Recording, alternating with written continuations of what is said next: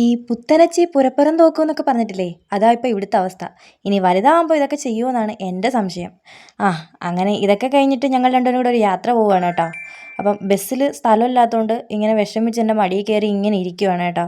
സ്ഥലങ്ങളെല്ലാം നോക്കി കാണുന്നുണ്ട്. എവിടെ എത്തി, എത്താറായോ, നമുക്ക് ഓട്ടോ വിളിച്ച് പോകാമെന്നൊക്കെ പറഞ്ഞിട്ടാണ് ആൾ വിഷമിച്ച് ഇങ്ങനെ ഇരിക്കുന്നത്. ബസ്സിൽ പോകുന്നത് ഒരിക്കലും ഇഷ്ടമല്ല കേട്ടോ. എങ്ങനെയെങ്കിലും അങ്ങ് എത്തിയാൽ മതി, പക്ഷേ ആട്ടോയിൽ തന്നെ പോകണം, അങ്ങനെയാണ് പറയുന്നത്. അങ്ങനെ ദാ സൈഡ് സീറ്റൊക്കെ പിടിച്ച് ഇരുന്നിട്ട് പിന്നെ ആൾ വന്ന് എണീപ്പിച്ചപ്പോഴേക്കും ദാ അവിടെ നിന്നുകൊണ്ട് എല്ലാ സ്ഥലങ്ങളും നോക്കി കാണുവാണേ. അപ്പം നമ്മളിതാ ഉപ്പളയിലേക്കാണ് പോണത്. ഉപ്പള എത്തിയിട്ടുണ്ട്. നല്ല ബ്ലോക്കായിരുന്നു കേട്ടോ. ഈ റോഡ് പണിയൊക്കെ കഴിഞ്ഞതിന് ശേഷവും ഇതുപോലെ ബ്ലോക്കായിട്ടുണ്ട്. ബ്ലോക്ക് ഈ റോഡ് പണി കഴിയുമ്പോഴൊക്കെ കഴിയുമെന്നാണ് വിചാരിച്ചത്. പക്ഷേ എന്ത് ചെയ്യാം, റോഡ് പണിയെല്ലാം കഴിഞ്ഞ് എല്ലാം നല്ല ഇതിലായി. പക്ഷേ ബ്ലോക്ക് ഇപ്പോഴും തന്നെ ഉണ്ട് കേട്ടോ.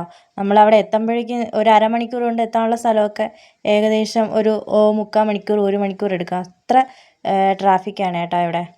ബസ് സ്ലോയിൽ പോകുമ്പോഴെല്ലാം അനാമ് ചോദിക്കുന്നുണ്ട്, എത്തിയോ അമ്മ, എത്തിയോ അമ്മ എന്ന്. അങ്ങനെ ദാ ഫൈനലി എത്തി. അങ്ങനെ എവിടേക്കാണ് പോണേന്ന് വെച്ചാൽ ഒരു പാൻറ് എക്സ്ചേഞ്ച് ചെയ്യാൻ വന്നതാണ് കേട്ടോ.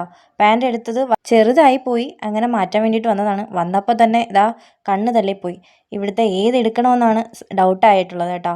അത്ര സെലക്ഷൻ ഉണ്ടായിരുന്നേ. പിന്നെ കാസർഗോഡ് പറയണ്ടല്ലോ, ആദ്യത്തെ ഫാഷനെല്ലാം കേരളത്തിൽ ഇറങ്ങുന്നത് നമ്മുടെ കാസർഗോഡ് തന്നെയല്ലേ.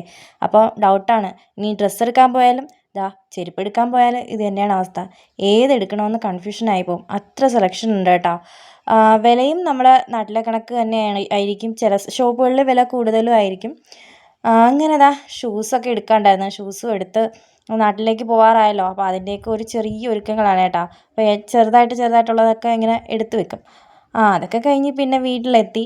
ഈ ചൂടത്ത് പുറത്ത് പോയി കഴിഞ്ഞാൽ വീട്ടിലെത്തുന്ന അവസ്ഥ ഒന്നും അറിയാമല്ലോ. വാടി തളർന്ന് നല്ല ക്ഷീണമായിട്ട് വന്ന് പിന്നെ ഒരു പിസ്താ ഷേക്കും കടിച്ചു കുടിച്ചു കേട്ടോ. ഇനി ചെറിയൊരു റെസ്റ്റ്. അപ്പോൾ ഇന്നത്തെ വീഡിയോ ഇത്രയൊക്കെ ഉള്ളൂ. ബായ്.